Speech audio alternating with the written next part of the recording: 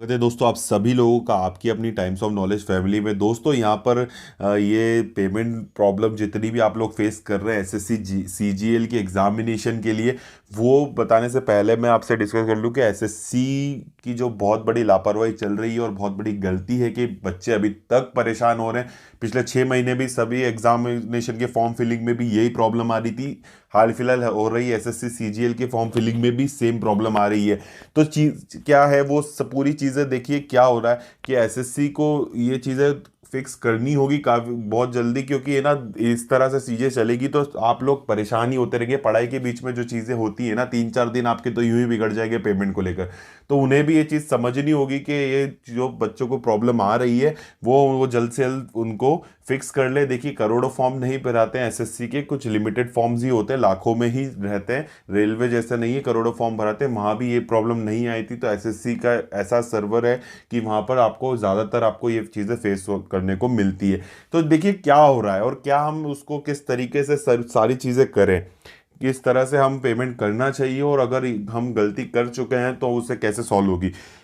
सब चीज़ें सुनिएगा, ध्यान से सुनिएगा एंड तक। और अगर आपकी हेल्प हो जाए कहीं ना कहीं तक तो सब्सक्राइब ज़रूर करके जाइएगा एंड टेलीग्राम ग्रुप ज्वाइन कर लीजिए, डिस्क्रिप्शन में लिंक है।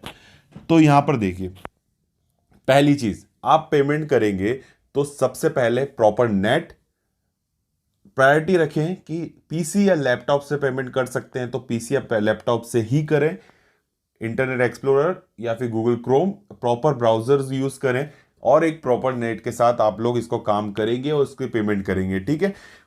और पेमेंट, ये चीज आपकी बेसिक हो गई, ठीक है। उसके बाद आप पेमेंट जो करेंगे वो आप खास करके आप ध्यान रखिएगा, यूपीआई पेमेंट कोई आप इग्नोर करें तो ज्यादा अच्छा है। यूपीआई पेमेंट को हटा दो, उससे ना करो। आप आपका डेबिट कार्ड यूज कर सकते हो, आप नेट बैंकिंग यूज कर सकते हो, ज्यादा अच्छा है, ठीक है। तो इस कंडीशन से अगर आप पेमेंट करोगे तो 95% चांसेस है कि आपको प्रॉब्लम नहीं आएगी। क्योंकि 5% इसलिए कह रहा हूं क्योंकि 5% बच्चों को इसमें भी प्रॉब्लम आ चुकी है। तो वो सर्वर का प्रॉब्लम है, तो उसका भी सीन बताऊंगा आपको।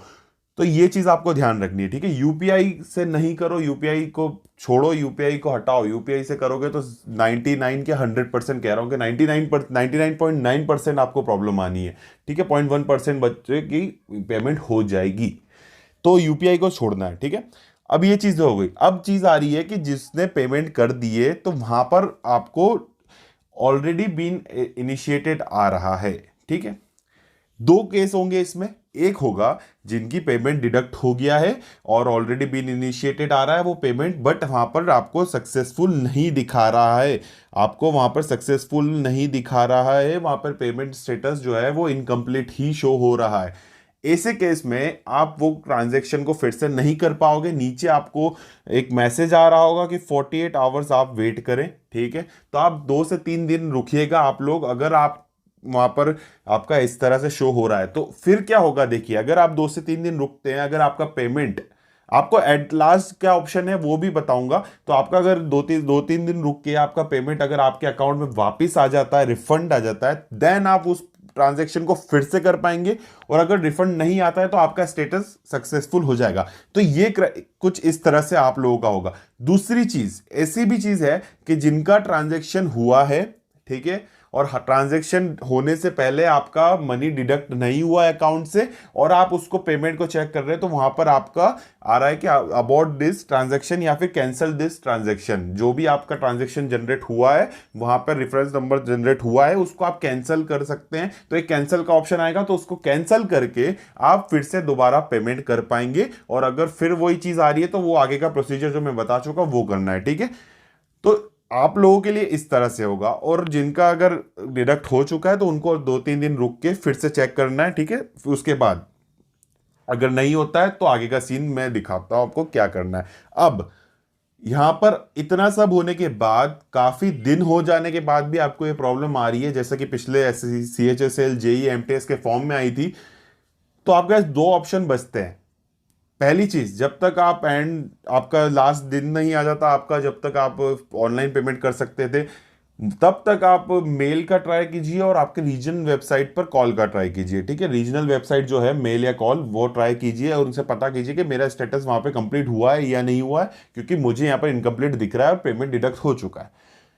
वो 95% चांसेस है आपको कि वहां से आपको सक्सेस नहीं मिलेगा। क्यों? क्योंकि वो लोग कॉल उठाएंगे नहीं। 5% उठाएंगे तो उनको प्रॉपर चीज पता नहीं होगी। ये एसएससी का डिपार्टमेंट है, इस तरह से ही काम हो रहा है, पिछले 4 साल से मैं देख रहा हूं। तो ये चीज होगी।